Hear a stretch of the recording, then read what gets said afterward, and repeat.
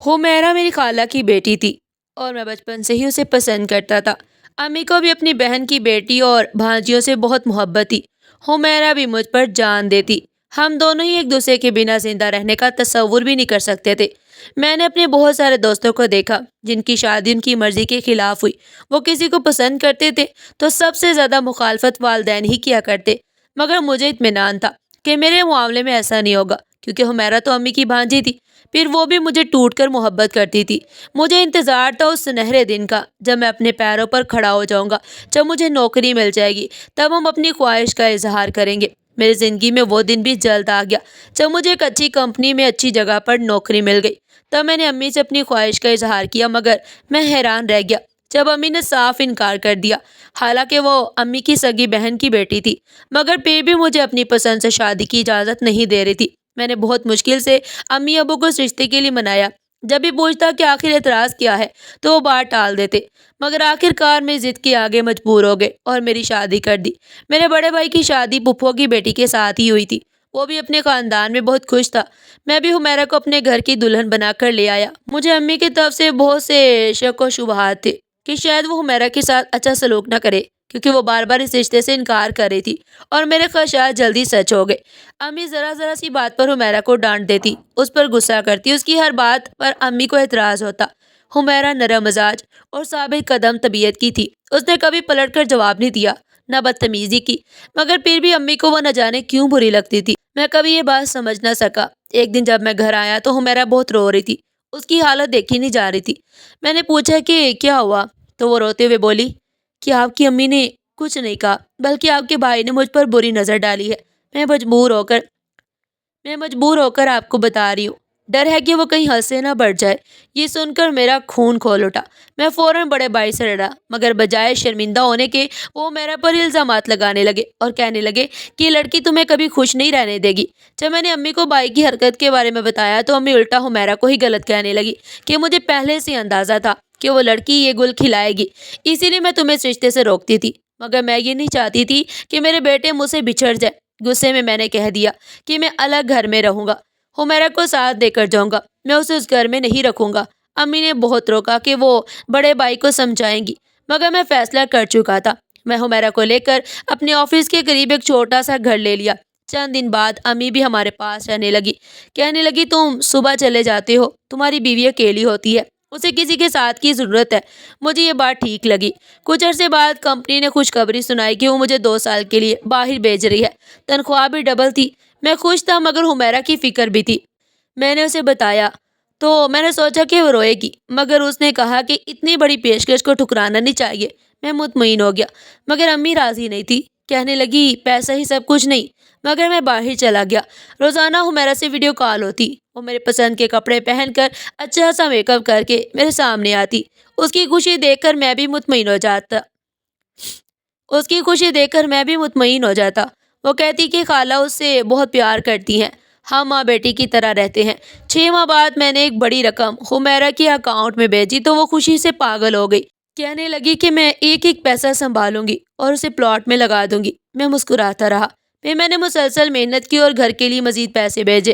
तो हर बार वो मुझे तफसील से बताती कि अब प्लॉट लिया है, अब तामीर शुरू हो गई है। उस दौरान कभी एक दिन भी उसने मेरी कॉल नहीं छोड़ी। हमेशा हशाश बशाश दिखाई देती। 2 साल बाद कंपनी ने मुझे मजीद 3 साल के लिए रोकने की पेशकश की। ज़्यादा तनख्वाह और बड़ा प्रोजेक्ट था। मैंने डरते हुए मेरा को फ़ोन किया। मुझे लगा वो इतराज़ करेगी, मगर उसने फ़ौरन कहा कि ज़रूर जाए, ये मौका ज़ाया ना करे, घर बन रहा है, थोड़ा इंतज़ार और सही, बच्चों का मुस्तकबिल बन जाएगा। उसकी समझदारी ने मेरा दिल जीत लिया। मैंने वो पेशकश कबूल कर ली और मजीद 3 साल काम में लगा दिए। 6 साल का अरसा मेरे लिए लगातार दौड़ जैसा था, लेकिन मेरे अंदर एक ही खुशी थी कि वो हुमैरा और अम्मी के लिए एक शानदार जिंदगी बना रहा हो। उस दौरान हुमैरा से मेरी कॉल्स रोजाना होती रही। वो हर रोज नए घर की तामीर की तफसीलात बताती रहती थी। वो हमेशा खुश नजर आती। मैंने जो भी रकम भेजी उसने उसका हिसाब दिया। 1 साल के अंदर नया घर मुकम्मल हो गया। फिर उसने नए घर की तस्वीर भेजी, अंदरूनी सजावट के मंसूबे बनाए और ये भी कहा कि वो माँ के साथ शिफ्ट हो गई है और अब वो हुमैरा का बहुत ख्याल रखती है। मैं मुतमईन था। मेरा घर भी मुकम्मल हो गया और मेरा वक्त भी पूरा। आखिरकार वो दिन आ ही गया जब मेरा 6 साल का तवील अरसा मुकम्मल हुआ।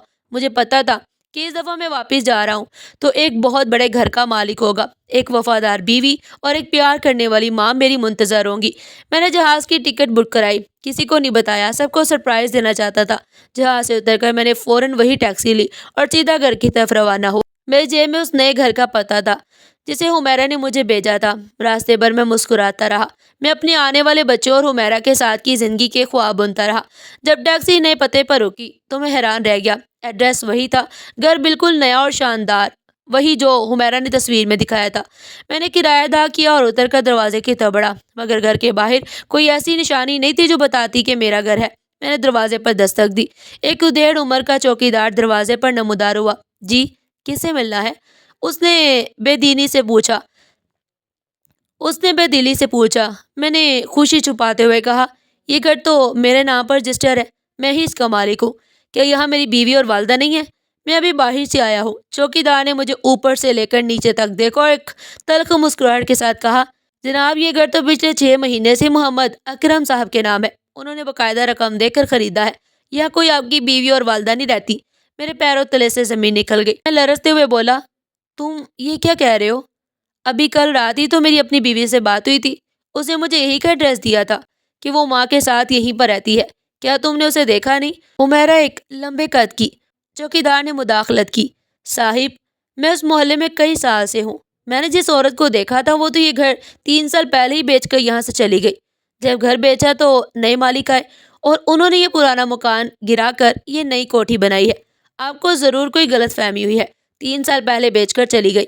میرے دماغ میں ہزاروں سوال اٹھنے لگے۔ وہ تو مجھے روز رات فون کرتی، بات کرتی تھی، گھر کی تفصیلات بتاتی تھی۔ کیا وہ سب جھوٹ تھا؟ کیا میں 5 سال سے ایک فریب میں جی رہا تھا؟ میں نے بے بسی میں پوچھا۔ میری ماں، میری والدہ کو تو تم نے دیکھا ہوگا، وہ تو میری بیوی کے ساتھ یہاں رہتی تھی، ایک بوڑھی عورت۔ کیا انہیں تم نے دیکھا ہے؟ چوکیدار نے میری حالت دیکھ کر تھوڑی نرمی سے بات کی اور پھر ایک ایسا انکشاف کیا جس نے میری روح تک ہلا دی۔ وہ کہنے لگا، صاحب، آپ کی باتیں سن کر مجھے آپ پر ترس آ رہا ہے، مگر میری بات سنیں، میں اس محلے میں کئی سال سے ہوں۔ وہ جو آپ کی بیوی تھی نا، وہ اچھی عورت نہیں تھی۔ میں نے اس دن آخری بار آپ کی بیوی کو آپ کی ماں سے بدتمیزی کرتے دیکھا تھا۔ اس نے آپ کی ماں کو بہت مارا اور گھر سے نکال دیا۔ آپ کی ماں اسے غلط کاموں سے روکتی تھی۔ یہ گھر بیچنے سے پہلے بھی آپ کی بیوی کے یہاں بہت سارے غیر لوگ آتے اور آپ کی ماں آپ کو سب بتانا چاہتی تھی، مگر وہ ہمیشہ ان کو دھمکاتی۔ ایک دن جب آپ کی ماں نے بہت روکا تو اس نے آپ کی ساس کو مارا اور گھر سے نکال دیا، اور اگلے دن یہ گھر بیچ کر چلی گئی۔ میں پتھر کا ہو گیا۔ عورت نہیں تھی وہ، اس کے گھر میں بہت سارے غیر لوگ آتے تھے۔ اس نے آپ کی ساس کو مارا اور گھر سے نکال دیا۔ یہ میرے ساتھ کیا ہو رہا ہے؟ میں چوکیدار سے بے بسی میں پوچھ رہا تھا۔ اس کی باتوں میں کتنی سچائی ہے؟ چوکیدار نے کہا، صاحب، میری باتوں پر یقین کرے نہ کرے، مگر آپ اپنی ماں سے ضرور ملے، وہ آج بھی وہی ہے جہاں وہ پہلے رہتی تھی۔ میں فوراً ٹیکسی لے کر اپنے پرانے گھر کی طرف بھاگا۔ وہاں پہنچ کر میں نے دروازہ کھٹکھٹایا۔ دل دھڑک رہا تھا کہ ماں کو کس حالت میں دیکھوں گا۔ دروازہ میرے بڑے بھائی نے کھولا۔ مجھے دیکھ کر وہ حیران رہ گیا، اس کی آنکھوں میں آنسو آ گئے۔ اس نے مجھے فوراً گلے سے لگایا۔ 5 سال میں نے اپنا موبائل نمبر بھی تبدیل کر لیا تھا، کیونکہ مجھے لگتا تھا پرانے گھر والے مجھ سے رابطہ کریں گے، اسی طرح کی شکایتیں کریں گے اور میں ان میں نہیں پڑنا چاہتا۔ میرا پرانا نمبر صرف حمیرہ کے پاس تھا، اسی لیے ابا یا بھائی کوئی بھی مجھ سے رابطہ نہیں کر سکتا۔ کہاں تھے تم؟ ہم نے تمہیں کتنا یاد کیا، تمہاری ماں تو تمہیں دیکھ کر مر جائے گی، بھائی نے جذباتی لہجے میں کہا۔ وہ بھی وہاں موجود تھے، وہ بھی روتے ہوئے میرے گلے لگے۔ میں نے جلدی سے پوچھا، حمیرہ کہاں ہے؟ حمیرہ کا نام سنتے ہی ان سب کے چہروں پر ایک عجیب سی خاموشی چھا گئی۔ وہ نظریں چرانے لگے۔ میں سیدھا اندر ماں کے کمرے کی طرف گیا۔ ماں کی ایک چارپائی پر لیٹی ہوئی تھی۔ ان کا جسم بہت کمزور ہو گیا، وہ بہت ضعیف ہو گئی تھی۔ ان کی آنکھیں جیسے میرا ہی انتظار کر رہی تھی۔ انہیں مجھے دیکھا تو ان کے ہونٹوں پر ایک مسکراہٹ آئی اور فوراً ٹوٹ گئی۔ میں نے انہیں گلے سے لگا لیا۔ میں نے حمیرہ کے بارے میں پوچھا۔ ماں کی آواز کانپنے لگی، مگر میں نے اصرار کیا، ماں سچ بتائیں، کیا ہوا تھا؟ حمیرہ کہاں ہے؟ وہ نیا گھر؟ ماں نے سسکیاں لیتے ہوئے بات شروع کی۔ میں تمہاری شادی حمیرہ سے اسی لیے نہیں کروانا چاہتی تھی کیونکہ وہ کردار کی اچھی نہیں تھی۔ میں نے بچپن سے اس میں یہ خامی دیکھی تھی۔ میں تمہاری خالہ کی بیٹی کی بدنامی نہیں چاہتی تھی، مگر تم نے ضد کر کے اس کے ساتھ شادی کی، اس کا گلہ نہیں کیا۔ پھر انہوں نے بھائی کی طرف اشارہ کیا اور کہا کہ میں نے تمہیں تمہارے بھائی کے لیے نہیں روکا تھا، بلکہ اس لڑکی کی وجہ سے روکا تھا۔ تم باہر گئے تو اس نے اپنی مرضی کی زندگی گزارنا شروع کر دی۔ تمہارے بھائی نے اسے بہت سمجھایا، مگر اس نے کسی کی ایک نہ سنی۔ وہ کہتی تھی کہ وہ آزاد ہے۔ تم جو پیسے بیچتے تھے وہ گھر کی تعمیر پر نہیں بلکہ اس نے اپنے عیش و آرام پر خرچ کیا۔ گھر تو صرف ایک دکھاوا تھا۔ میں نے اسے ہر بات بتانے کی کوشش کی مگر اس نے میرا فون توڑ دیا اور مجھ پر ہاتھ اٹھایا اور مجھے گھر سے نکال دیا۔ ماں کی یہ باتیں سن کر میرے دماغ کی ہر رگ جلنے لگی۔ میرا بھائی جسے میں لڑا، جسے میں نے برا بھلا کہا، وہ بے قصور تھا، اور حمیرہ وہ میری بیوی تھی۔ یہ ایک دھوکہ۔ میں نے بھائی سے معافی مانگی۔ بھائی نے مجھے گلے سے لگایا اور کہا اسے کوئی گلہ نہیں ہے مگر تمہیں حمیرہ کی حقیقت ماننی ہوگی۔ میں فوراً خالہ کے گھر کی طرف بھاگا۔ میں نے سوچا شاید ماں غصے میں زیادہ کہہ رہی ہوں۔ خالہ کے گھر میں بھی حمیرہ نہیں تھی۔ خالہ مجھے دیکھ کر بہت روئی اور کہنے لگی بیٹا ہم نے اسے بہت روکا، بہت سمجھایا کہ اتنے محبت کرنے والے شوہر کو مت چھوڑو، مگر اس نے کوئی بات نہیں مانی۔ وہ اپنے راستے پر چل پڑی۔ اس نے آزاد زندگی گزارنی تھی۔ میرے سارے خواب، میرا بھروسہ اور میری 5 سال کی محنت سب ریت کی طرح بکھر گئے۔ میں نے دوبارہ اپنا وہ گھر دیکھا جو فروخت ہو چکا تھا اور اب کسی اور کا تھا۔ مجھے اس بات کا یقین ہی نہیں آ رہا تھا کہ جس سے میں دیوانہ وار محبت کرتا تھا وہ اتنی خود غرض، بے رحم اور بے وفا ہو سکتی ہے۔ وہ میرے بھیجے گئے پیسوں سے غیر مردوں کے ساتھ زندگی گزارتی رہی۔ ایک ایک کر کے پرانے گناہوں کی واپسی ہو رہی تھی۔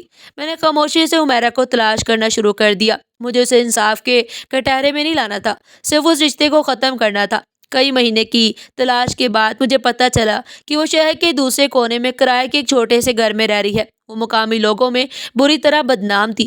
ایک دن مجھے عدالت سے خلا کا نوٹس موصول ہوا۔ حمیرہ نے مجھ سے طلاق مانگنے کی بجائے قانونی طریقے سے خلا لینے کا فیصلہ کیا تھا تاکہ وہ جلد دوسری شادی کر سکے۔ یہ میرے لیے آخری دھچکا تھا۔ جس دن میں نے عدالت سے نوٹس پڑھا میں نے فوراً اسے طلاق دے دی۔ مجھے اس رشتے سے مزید کوئی تعلق نہیں رکھنا تھا۔ وہ میرے اعتبار، محبت اور 5 سال کی محنت کی قاتل تھی۔ ماں اور ابو نے مجھے سنبھالا۔ بھائی اور بھابھی نے مجھے دوبارہ زندگی شروع کرنے کا حوصلہ دیا۔ میں نے دوبارہ محنت سے کام کیا، ماں کو اچھا علاج کروایا اور 1 سال کے اندر میں نے اسی محلے میں اپنا نیا گھر خرید لیا جہاں میں پہلے رہتا تھا۔ وہاں میری ماں باپ کی پسند سے میری ملاقات ایک لڑکی سے ہوئی۔ وہ سادہ، باحیا اور اچھی سیرت کی مالک تھی۔ اس نے میرا ماضی سنا، میرے درد کو سمجھا اور پھر مجھے قبول کیا۔ میں نے اسے شادی کر لی۔ اس کے ساتھ میری زندگی کا نیا پرسکون اور بھروسے والا باب شروع ہوا۔ ہماری زندگی میں خوشیاں آئیں، بچے ہوئے اور میں نے ماضی کے تلخ تجربات کو بھلا کر اپنی نئی زندگی پر توجہ دی۔ کئی سال گزر گئے۔ میری بیٹی 7 سال کی ہو چکی تھی، میرا بیٹا 5 سال کا۔ ایک دن میں آفس سے واپس آ رہا تھا کہ میں نے سڑک کنارے پرانے اور بسیدہ لباس میں ایک عورت کو دیکھا جو بھیک مانگ رہی تھی۔ اس کا چہرہ پریشانیوں سے بوجھل تھا، جسم لاغر اور آنکھوں میں پچھتاوے کی بے بسی۔ میں گاڑی روک کر اس عورت کے قریب کیا۔ میں نے اسے پہچانے میں ایک لمحہ نہیں لگایا۔ وہ حمیرہ تھی، وہی حمیرہ جو کبھی میری پسند کے کپڑے پہن کر میک اپ کر کے مجھ سے بات کرتی تھی۔ اس نے بھی مجھے دیکھا تو اس کی آنکھیں حیرت سے پھیل گئی۔ وہ لڑکھڑاتے ہوئے میرے پاس آئی، اس کے ہاتھ کانپ رہے تھے۔ میں تم سے معافی مانگنے آئی ہوں۔ اس کی آواز بہت مشکل نکل رہی تھی۔ میں نے تم سے سب کچھ چھین لیا، تمہارا گھر، تمہارا بھروسہ، تمہاری ماں کا سکون۔ میں نے سب کچھ خود اپنے ہاتھوں سے برباد کیا۔ وہ روتے ہوئے میرے قدموں میں گر گئی۔ میں نے جس کے لیے تمہیں چھوڑا اس نے بھی مجھے دھوکہ دیا، میرے سارے پیسے لے لیے۔ میں نے 3 شادیاں کی مگر کوئی بھی تمہاری طرح سچا نہیں تھا۔ مجھے معاف کر دو پلیز، مجھے معاف کر دو۔ وہ روتے ہوئے اپنے سارے گناہوں کا اعتراف کر رہی تھی۔ ماں کو گھر سے نکالنے کے فیصلے تک سب کچھ میرے دل میں کوئی غصہ نہیں آیا، صرف ایک گہرا ٹھنڈا سکون تھا۔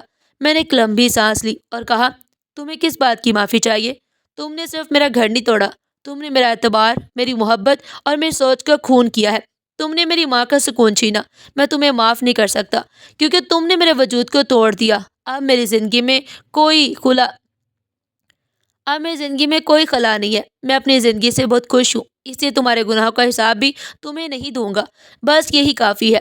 میں نے 1000 کا نوٹ اس کی طرف بڑھایا۔ یہ رکھو اور یہاں سے چلی جاؤ، میں اب تمہیں صرف ایک عبرت کی حیثیت سے دیکھتا ہوں۔ وہ سر جھکا کر روتی رہی لیکن میں نے پیچھے مڑ کر نہیں دیکھا۔ میں اپنی نئی زندگی، اپنی وفادار بیوی اور اپنے پیارے بچوں کی طرف چلا گیا۔ حمیرہ کا قصہ میری زندگی کا ایک داغ، ایک سبق بن کر ہمیشہ ہمیشہ کے لیے ختم ہو چکا تھا۔ میں نے سیکھا کہ عورت حسن سے نہیں کردار سے پہچانی جاتی ہے۔ حمیرہ میرے لیے ہمیشہ ایک بے وفا عورت رہے گی۔ ناظرین، آپ کو ہماری آج کی کہانی کیسی لگی؟ کمنٹ سیکشن میں اپنی قیمتی رائے کا اظہار ضرور کیجیے گا، اور اس طرح کی مزید سبق و مسکانیں سننے کے لیے چینل کو سبسکرائب کریں، ویڈیو کو لائک کریں اور زیادہ سے زیادہ شیئر کریں۔ پھر ملتے ہیں ایک نئی کہانی کے ساتھ، تب تک کے لیے اللہ حافظ۔